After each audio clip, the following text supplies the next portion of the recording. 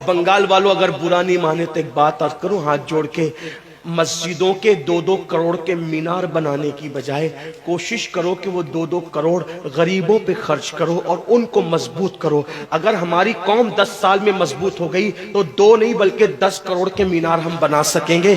इसलिए मेरी गुजारिश है, जलसों के खर्चे भी कम करो, शादियों के खर्चे भी कम करो और सब खर्चे कम करके अपनी कौम को मजबूत करो। हुजूर अलैहिस्सलाम इसीलिए तशरीफ लाए थे। तो दीनदार बनो, मालदार बनो, और नंबर 3 एजुकेशन पे बहुत मेहनत करो।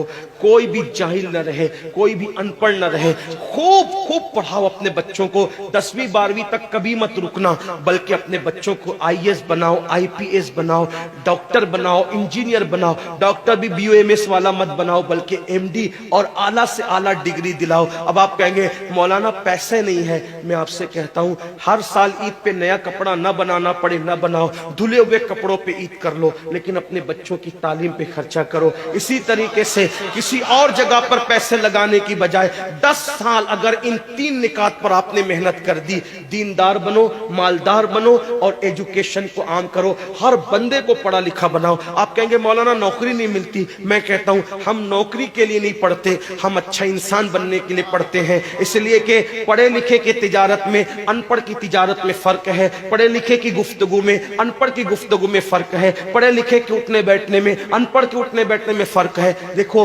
आप ये नहीं कहता हूं कि आप सब अनपढ़ हो, लेकिन एक बात आपसे कहता हूं, महफिल में पढ़े लिखों का अंदाज और होता है, अनपढ़ लोगों का अंदाज और होता है। खाने में, पीने में, उठने में, बैठने में तालीम को आम करो, दुनिया भी पढ़ाओ, आखिरत भी पढ़ाओ। अपने बच्चों को इतना इल्म दो कि वो मुसलमान रहे, सच्चे मुसलमान रहे, और अपनी बच्चियों को भी इतना इल्म दो, सच्ची पक्की मुसलमान रहे। और स्कूल, कॉलेज, यूनिवर्सिटी में आला से आला तालीम दिलाओ। और याद रखना, गुर्बत का बहाना मत बनाओ। बिटिया की शादी होती है तो लाखों रुपए कहां से आते हैं, और आपसे कहता हूं 8 घंटे मेहनत करने की बजाय 16 घंटे मेहनत करो। मेहनत में पीछे मत हटो, अपने बच्चों को पढ़ाओ। सिर्फ 10-12 साल हिंदुस्तान के तमाम मुसलमान मेहनत करके अपने बच्चों पे मेहनत कर ले, कोशिश कर ले, काविश कर ले, तो देखना नक्शा बदल जाएगा। ये भी आपसे कहता हूं, एक बात कहता हूं, मना नहीं कर रहा हूं, अगर मुझसे गलती हो तो मेरे उलमा इस्लाह करेंगे, आप मेरी जात को देख के कबूल नहीं करना।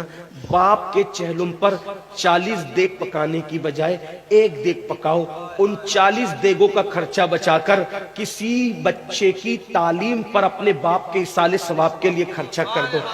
पीर साहब के मजार पर 1 लाख की चादर ला के डालने की बजाय 100 रुपए की चादर डाल दो, बाकी के पैसे बचाकर गरीबों की तालीम पे खर्चा कर दो। पीर साहब के इसाले सवाब के लिए वो उस 1 लाख की चादर से जितना खुश होंगे, वो 100 रुपए की चादर से भी उससे ज्यादा खुश होंगे, क्योंकि आपने किसी को उठा दिया, किसी को आपने तरक्की पे ले गए। एक बात कहता हूं, मेरा पीर जन्नती है तो मेरे पीर को मेरी 1 लाख की चादर से क्या गरज, उसको तो जन्नत में उससे बेहतर लिबास मिल चुका है, उसको तो 1 लाख का उससे बेहतर लिबास मिल चुका है। तो ये बातें तल्ख लगे माफ करना, लेकिन आपसे एक बात कहता हूं, रसूमात से निकलो, हकीकतों की तरफ आओ, रसूमात से निकलो, सच्चाइयों की तरफ आओ। एक दूसरे को गिराने की कोशिश मत करो, एक दूसरे को उठाने की कोशिश करो।